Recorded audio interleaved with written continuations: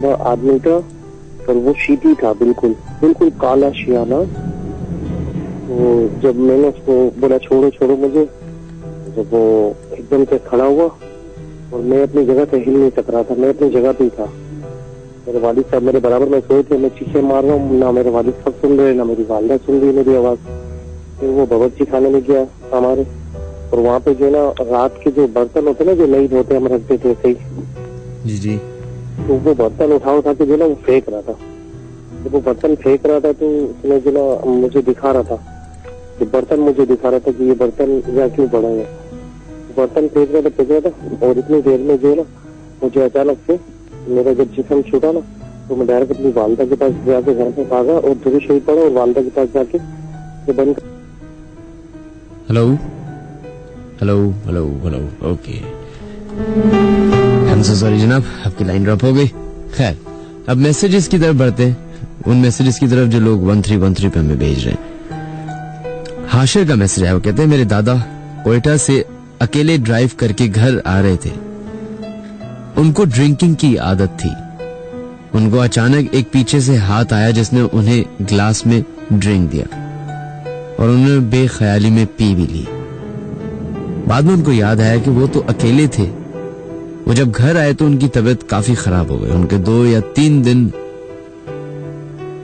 बाद उनका इंतकाल हो गया।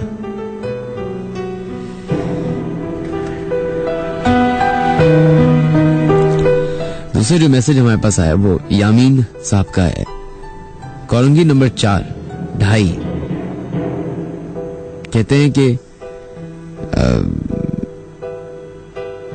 पिछले महीने की बात है, मेरे भाई का वलीमा था। सब मेहमान खाने के बाद चले गए। तकरीबन 12:45 बजे सिर्फ हमारी फैमिली रह गई थी। हमने खाना शुरू ही किया था कि स्टेज के पीछे से रोने की आवाज आई और वो आहिस्ता आहिस्ता तेज होती गई। फिर हम सब ने आयतुल कुर्सी पढ़ना शुरू की। कहते हैं थोड़ी देर तक तो वो आवाज आती रही, लेकिन धीमे धीमे आवाज खत्म हो गई। वो कहते हैं वो आवाज इतनी भयानक थी कि उस वक्त हम सब वहां पे सहम कर बैठ गए थे।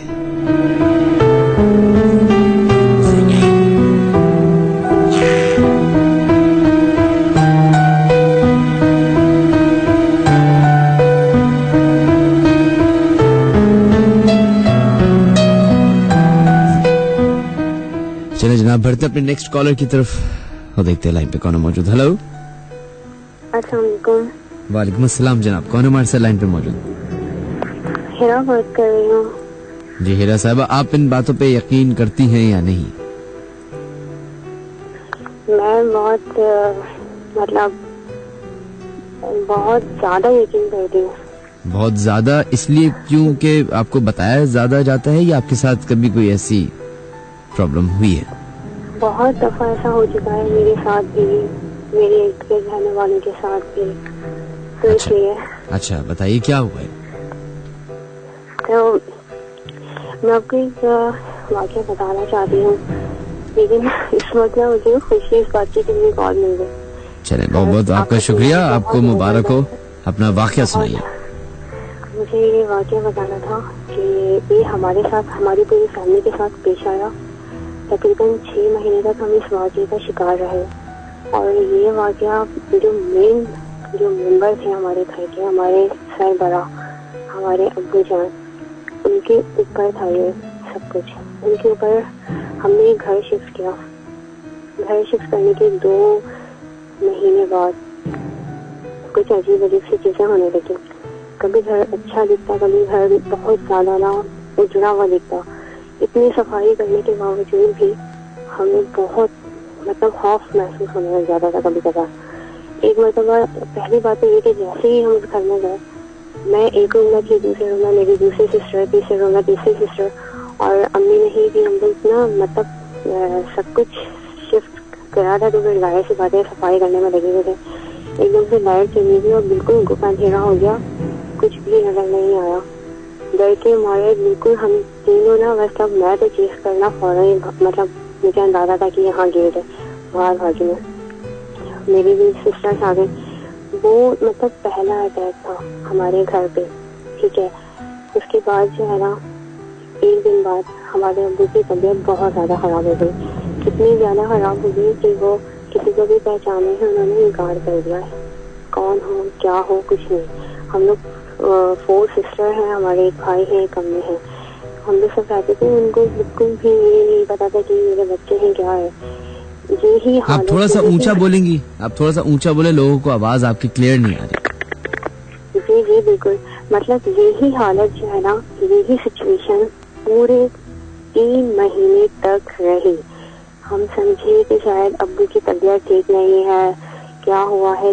اور یقین کریں, آپ یقین کریں, ہمارے جو ابو ہیں وہ صرف دن میں 1 دفعہ کھانا کھاتے تھے.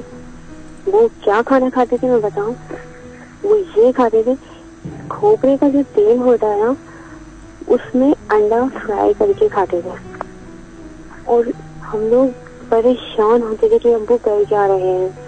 اور یقین کریں امی سے ہم لوگوں سے اتنا لڑتے تھے, اتنا مطلب لڑتے نہیں تھے, مطلب کہتے تھے کہ تم لوگ کون ہوتے ہو, اور یہ مطلب کچھ پہچاننے سے انکار کر دیا تھا.